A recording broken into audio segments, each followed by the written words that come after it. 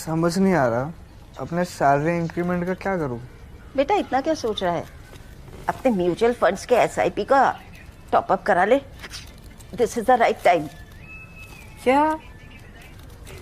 समझ में नहीं आया।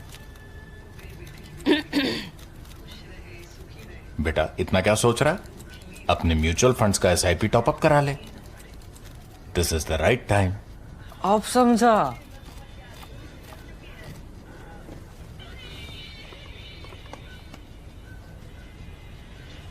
Mutual fund investments are subject to market risks. Read all scheme-related documents carefully.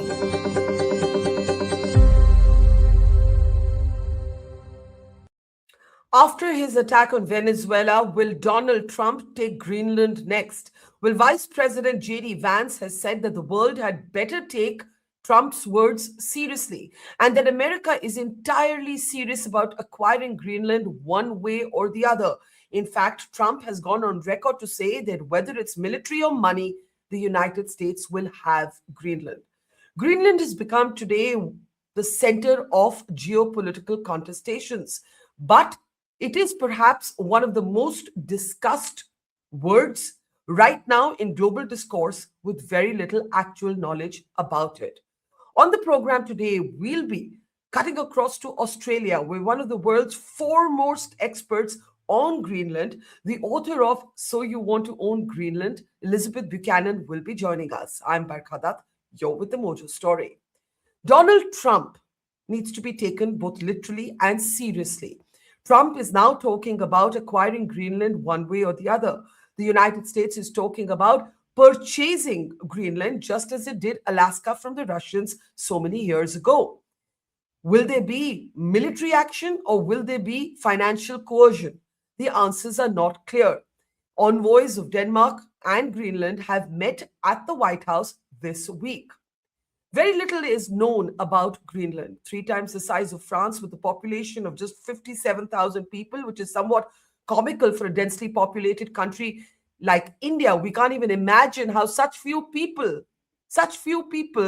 can actually basically change the course of modern global politics. But there it is. The Americans, of course, have a military presence in Greenland. But is this really about Washington's proxy war with both Moscow and China? I want to welcome on the program today one of the world's leading experts on Greenland. Her book, So You Want to Own Greenland, is a must read. I'm in the midst of reading it right now. It's accessible, it's brilliant, and it traces the history of Greenland. Thank you, Dr. Buchanan, for your time. Your book actually opens with exactly this formulation. Everybody's talking about Greenland. Very few people know anything about it. And going through everything you've said and written, you seem to say that there is logic in why the United States is eyeing Greenland. Trump is not the first American leader to do so. You document how Harry Truman once offered after the Second World War to purchase Greenland in $100 million worth of gold. So Trump isn't just being Trump here. The problem is, after what's happened with Venezuela, there is a sense that Trump could actually do this. How do you look at, first, before we get into your book, how do you look at the overall claims by Trump to get Greenland by hook or crook? Thank you so much for having me on the show. I think it is so important that we inject some reality and some historical facts into the discourse that is Greenland. It is not lost on me how hilarious it is for a Greenland expert to be in Australia. You probably couldn't get further away unless you're in New Zealand. But I think with the distance comes a sense of perspective. So for me, as a polar geopolitical expert and watcher, I just look at a map, and that's what Donald Trump has done. Put aside the idea that, he is a grand strategic master and thinker and politician. He is not. He is a businessman first and foremost. So anybody looking at a map of the world, thinking about the Western Hemisphere, which we know Donald Trump will now prioritize for the US national interest, squarely puts Greenland at the heart of that theatre. So the idea that this is, as you correctly underscore in your lead-in, the idea that this is somehow a concoction of the mind, that Trump has kind of woken up one morning and thought America will have Greenland, for me, it's a misreading of the facts on the ground. So we've had US military presence on Greenland for over 70 years. And this is something that, the Danes, but also Europe has requested, has supported, has relied upon. The US military footprint and the base there, the Badufik space base, is essentially the insurance policy for European security. It was the insurance policy, all of the sort of early warning radar systems and capabilities that are there, that are paid for paid for by the US, that are manned and staffed by the US, are monitored by the US. This is a situation that has origins in the Cold War. In fact, in World War II. So the idea that this is an unwelcome development in international politics, I think, is a fascinating thing to follow that discourse for a moment, because I think it speaks to how quickly the issue of Greenland came back on the radar so quickly after Venezuela, because I think it was the sheer shock of things. This, seems like a gamble. It seems like an odd grab for the Trump administration. But for me, it's pragmatic policy for any US leader when it comes to Greenland. And in my book, I unpack, I guess, the historical issues that are there with Greenland and with Denmark. And, the Danish government still treats Greenland as a colony. It might not do it in name. It is referred to as a self-autonomous, semi-independent territory of the Danish kingdom.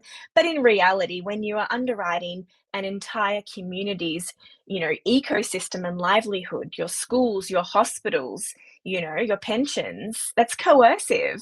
It is up to the Greenlandic people, first and foremost, to decide their fate. And that, I think, is getting missed in the discourse right now. It is not about Trump abandoning Europe. It is about Trump putting pressure on the Danes to pull forward this discussion about Greenlandic independence. Yeah, that's fascinating. And I'll come to the history of Greenland, the fact that there is a long history of colonization from the Vikings to the Danes in a moment. And your book is a very important chronicle of that. But just to pick up on contemporary politics, one of the points that you have made, and this speaks to Trump being a pragmatic businessman first and foremost, is not just the security importance of Greenland to the United States of America, but also critical minerals. And I think you wrote that the critical mineral reserves in Greenland may be so voluminous that it would help America overtake China if America were to get control of these minerals. So let's also understand, and you're the best person to explain this to us, Greenland in the context of the G2 or the G3 world that Trump imagines, where the two great powers will be America and China, maybe to a lesser degree Russia. I want you to explain Greenland to our audience in that context. Yeah, so in the strategic kind of prize, if you can, about when it comes to Greenland, yes, we're talking about critical minerals, which, the ability to own the future of technology, to own the chip supply chain and development chain, but also the race for AI, right?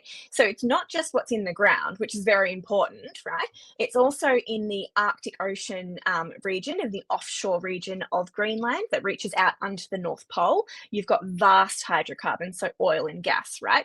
But beyond the critical minerals there on the actual Greenlandic ice mass, you have the basic geography of Greenland that is vastly populated, which you mentioned before, but it's also extremely cold. Now, if you think about all of the server farms, if you think about all of the computer power that you need to run the next generation of the AI race, right, for global data, the idea that you could set up or control mass amounts of server farms to give the computing edge for this next arc of strategic competition means that if you've got access to a vast vacant space that is Greenland, you develop modular nuclear technology, which we know the US is cracking on with. You can power these.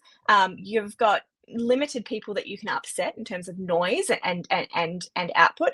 So there's so many other aspects to this in terms of Greenland not only being a geostrategic prize, but also the resources that come with it. Another key resource is its proximity to what I would call the Panama Canal 2.0. So the issues that you have in the Panama Canal in South America are mirrored completely in the Arctic Ocean. So you have at one end the choke point in the Bering Sea between Alaska and Russia, so the US and Russia, to enter the Arctic Ocean, thinking about how this new Arctic route will absolutely fundamentally change global transportation. It is cheaper.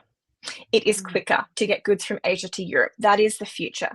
India, we know, have cottoned onto that. So have the UAE. The huge DP World shipping firms are now working where they can along this new, Arctic sea route. But the other end, as per the Panama Canal, there's two ends to that choke point. You've got Alaska, but you've also got Greenland. If you think of the GI-UK gap, Greenland, Iceland, United Kingdom gap. So you simply cannot allow, a window to open, which in the Western Hemisphere we know has been happening when it comes to Chinese presence everywhere. You cannot allow a window to open in which China can fill that vacuum and really, get presence, get boots on the ground and control one end of a choke point like the Arctic Circle. It might not matter in 5-10 years, the ice is still very thick. It's still an environmentally hazardous place to drill, to extract resources. But what Trump understands in his business-minded commercial sense of the world is it's not the 10-year game, it's the 25 to 50-year game. And that's where China is best at its, long-term diversification planning. And I think Trump has come in, had a look at a map and realized that what was the American century or unipolar moment is over. So how do you prolong that? So what you describe is a set of very good reasons why Trump would be interested, or the United States would be interested in Greenland. You also said this is not about Trump abandoning Europe, but it is also, there has to be pressure on Denmark to evaluate what the people of Greenland want. But how do you see the response of Europe? Europe has, in a somewhat feeble way, I would argue, issued a kind of statement that if the Americans do this, we will stand together. But the fact is that what has happened vis-a-vis Venezuela, what has happened with Trump now talking about possibly acting in Mexico, possibly acting in Iran, is that Trump is showing that he's not going to go by conventional norms of global negotiation, right? Do you see a military scenario unfolding in Greenland? What do you see? What do you foresee happening? So I think it is absolutely the case that we can't take it off the table. I think anything's possible, but also the big takeaway, I think, from the discourse around European reactions and panic over the Trump statement, that is basically a confirmation of geography, is the idea that the US is the beacon, or has been long the beacon, of the liberal rules-based order, of which international law and norms are king, and there's clear lines, and they have essentially panicked over the fact that Trump has ripped up that rule book, and he's not asking for forgiveness. So we had also today JD Vance mention that there are, long-standing friends and allies and partners of the US, but that doesn't factor into their current considerations when they're looking at US interests in the world. And it's a case of, for Australia, I guess the big thing is, we have the US alliance as the cornerstone of our defense strategy. And we've just been woken up to the reality that if you don't pay your way, or if it is not beneficial for this cost-benefit analysis mindset of the US president, you will be left behind. So you mentioned the European statement, which was fascinating to read, because it was, I think it was less than 8 US leaders actually put their names to this statement. And one that was missing was the Finns. Now, Finland, to not be on that statement was quite damning, considering they are one of the key Nordic powers, right? Traditionally and today. Of course, during the last 3 years of the Ukraine war, you've had Europe pivot away from Russian LNG to a complete reliance, 60% of all of Europe, on US LNG. But the Finns are 91% reliant on US LNG today. So, point is, Europe doesn't have any cards, and they know it, you know? But in one breath, and this is also why I think Trump has acted in such a brash way as well, because he realizes that Europe has no leverage. Now, Europe is faced with a two-front war right now. They are desperate and require US assurances for the Ukraine war peace deal, for any Ukraine solution. So on one hand, they are demanding that the US endorses and assures any, resolution on that front. But on the other hand, they're now saying, well, you couldn't possibly want to do anything with Greenland. So the dissonance is crazy, but also I think Europe is now awakening to this new normal. The Danes have been the Danish government have been very interesting with this issue, because any attention on Greenland as a problem and as a challenge is bad news for Denmark, because Denmark doesn't want to have to deal with the fact that it has in its own constitution the ability for the Greenlandic people to become independent. Now there is, and my book goes through some fine print, it's very coercive. For instance, if the Greenlandic people hold a referendum, of which we know consistent polling shows overwhelming, and the current government in Greenland, the parliament in Greenland, are moving towards independence. So it's not a case of if we'll be independent, it's just when. Right? The timeline, it has to happen. That's what the platform is. But the fine print in the Danish constitution, and the amendment to do with Greenland, is that any results of the referendum for independence must be approved by the Danish parliament. So why would the Danish government carve off its healthy leg? Greenland affords the Danish realm 95% of its territory, just by sheer size. If you extend on the seabed resources, the geographical proximity, the history of Denmark basically saying to NATO and to the US, we give you free rent and use of Greenland, so we're not going to pay anymore because, So it's a difficult position for the Danes to be in, but also going internal to this issue and taking a step back from the global geopolitical issue of Greenland, there is a deep discussion that's underway in the domestic discourse between the Danes and the Greenlandic people. And there are Danish millennials, friends of mine, who are horrified that they still have basically a light colony that is treated this way. So it's an affront to, I guess, the Danish kind of Scandinavian values as well. So what Trump has done basically is lit a fire under a process that has been underway. And so now it's just a question of how this is resolved. And I see two ways for resolving this. Military might, sure.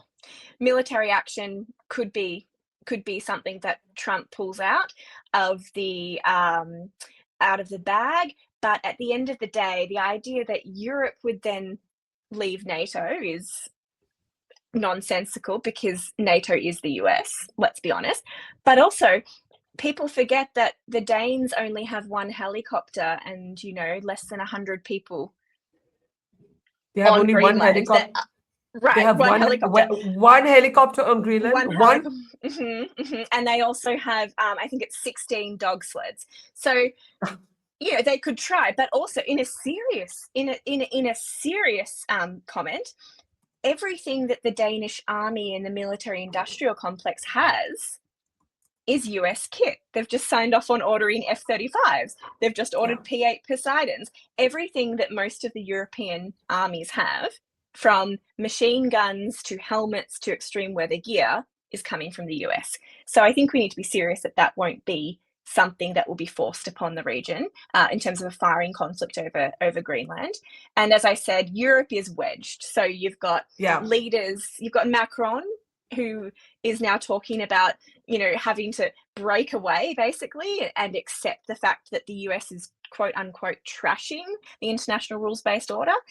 So what Europe does in response, I think, is it's got limited options, but Greenland, I think, will be currently having some really interesting bilateral discussions with the White House as to what their demands are. Essentially, it might be a monetary figure.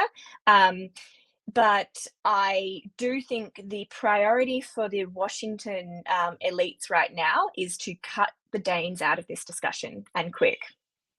Which you wouldn't have much pushback. And basically talk directly to Greenland and to the people of Greenland.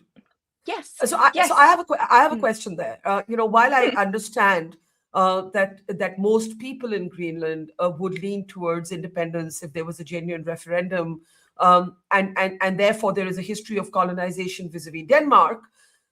Given the resource reality check, given how few people Greenland has, even an independent Greenland would need a greater power to sustain as an autonomous country. And that would then be either Europe, as has been, or the Americans. And what you're suggesting is that there is no future of Greenland without American patronage or patronage from one of the other great powers. Absolutely, but who else will step in? It's quite clear that China and Russia have now been persona non grata, so they're not about to step in, right? Greenland, the Greenlandic people, especially the politicians, they have become quite adept at playing mum off against dad when it comes to the Danes or Europe and the US to get a good deal. I do think we would see, you're correct, any independence for Greenland would require and does require economic security, underwriting, but also sustainability. So yes, it sits upon resources. Yes, it could unlock its geographical position. It could start, leaning into ecotourism. It has all these opportunities. But at the end of the day, of 57,000 people, you have quite a large youth population who are homeless. Alcoholism is an issue. Drug use is an issue. Unemployment is rampant. So I'm a mum, and I did a lot of field work with parents in Greenland to try and understand what they wanted. What future do you want for your children? Because that's what brings us together, I think, as mums globally, right? You want something better than what you had. You want assurances. And the idea, this is where the Compact of Free Association probably does come into play here, of which they get to culturally keep their heritage, the Inuit traditions. They can be a sovereign, independent state, but they have defense and foreign policy protection from the US, but the US also gets what it needs, which is an insurance policy on its doorstep. But a Compact of Free Association also allows for the Greenlandic people to freely work, travel, and study in the US. So those were the opportunities that I think people are underplaying in the general discourse, that I know the Greenlandic people would be pushing for. Okay, I have a last question on the future of NATO, but since you did mention JD Vance, let me quickly play out his latest comment, which is basically urging the world, do believe us when we talk about our interests and our determination to actually take control of Greenland. Let's take a look, and I'll come right back. Thank you. On Greenland, do you have a message for European leaders? Many in Europe reject the idea that the island could be for sale. Well, first of all, Secretary Rubio, I believe, is meeting with the leaders of Denmark and Greenland next week, I want to say it is, but maybe it's the week after that. We'll continue to deliver some of these messages in private, some of them in public, but I guess my advice to European leaders and anybody else would be to take the President of the United States seriously. What has he said about Greenland? Set to the side the crazy overreactions that I've seen from the press and from certain people in Europe. What has the President said? Number one, Greenland is really important, not just to America's missile defense, but to the world's missile defense. Number two, we know that there are hostile adversaries that have shown a lot of interest in that particular territory, that particular slice of the world. So what we're asking our European friends to do is to take the security of that landmass more seriously, because if they're not, the United States is going to have to do something about it. What that is, I'll leave that to the president as we continue to engage in diplomacy with our European friends and everybody on this particular topic. And again, thank you all for listening. Okay, so that's very specific. Take the American president seriously. Also interesting that Denmark and Greenland mentioned as two separate entities when it comes to talks with the White House, which goes to your point. What, just finally, is your sense now of Europe? You've already said has no leverage. What does that mean for a military alliance like NATO? Does it make it almost irrelevant, or fully sort of co-opted by America? And two, what do you see happening? So first of all, on the NATO point, what has been fascinating is I think the split within NATO of those states who are happy to kind of step back and let the French, and I think even Starmer, the UK, have tried to come out and show some European leadership here on the utility and the integrity of keeping NATO together. But others have kind of sat quietly and have in backroom discussions pointed out the fact that NATO isn't operating right now. It's not functioning. They've had 12 months now since Donald Trump first flagged the idea of taking Greenland, which the Danes could have used as a verbal threat, could have used under the conditions of the Washington Treaty Article 4, which says any member state that feels threatened or the territorial integrity feels threatened can call a meeting, a summit, and let's talk about it. That hasn't happened, right? And so I think the reality here is NATO is showing itself to be somewhat of a paper tiger, because what could it actually do? Correct. And again, going back to the requirements for ending this atrocious conflict in Ukraine, that is more of a priority for Europe than Greenland. And I think it's okay to own that and just for face value say that that's also how the US feels. So the sense I have of Europe at the moment is it is about to start realizing much more fundamentally just how this administration in the US will be operating going forward, and that while Europe was a great partner and is a great ecosystem and market for the US, it is very much a transactional relationship going forward, and it is not a priority. The Western Hemisphere is now Washington's priority. So there are some hurt egos, I think, but I think there's also a bit of a scramble as to what that means, because strategic autonomy in Europe is something that these elites don't understand. So it has, I think, hastened, this whole Greenland issue has hastened a discussion about strategic autonomy, but it's also hastened a discussion about the international order. And perhaps it had shifted to a multipolar, order under the Biden era, or at least in the last 12 months. And, the liberal West have had their blinders on. Absolutely. Rules for thee, but not for me. So there's some hard discussions, I think, that need to be had in Europe. We need to have them in Asia as well. I know my government's avoiding those discussions, but I don't think this is an aberration of Trump. I think what comes after Trump is very much set in this transactional, realpolitik mindset. And we can't control that. We don't have the ability to control that. So as states in this ecosystem, all we can do is go inside and figure out what our national interests are, what our non-negotiables are, and, we have to coexist. But strategic autonomy might be the name of the game. Well, that's something that India has embraced, but India is going through a very, very tense, I would say, fraught phase of relations with the United States of America.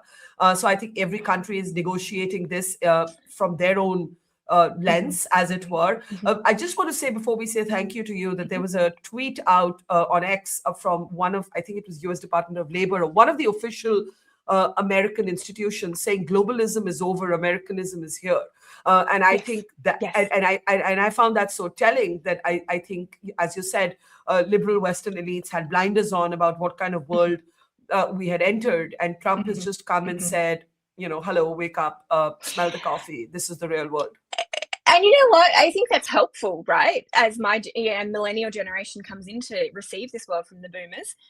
But that is the world as it is, probably maybe not as, it's not what we wanted or what, we had crafted for ourselves. But what's going to be really interesting to watch in our neck of the woods is going to be the Quad, because for the last 10 years, we've had Australia and the US kind of needling India to get off the fence.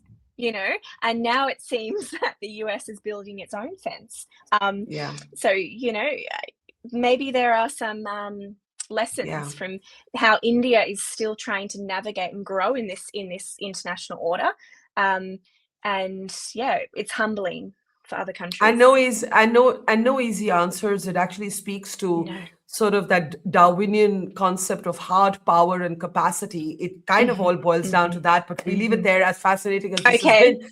Elizabeth Buchanan, the author of So You Want to Own Greenland. I recommend the book highly. I'm going through it at this moment. It is a very, very interesting read, and it really does explain so much about why Trump, and not just Trump, many American leaders before him have had their eyes set on Greenland. Thank you, ma'am. And we look forward to connecting with you again. Again. Thank you. Thank you. Bye-bye. Take care. Bye. Bye-bye. It's great to see you here. Thank you for watching our work. If you haven't subscribed yet, don't forget to click the bell icon and subscribe to Mojo Story and support independent, robust journalism.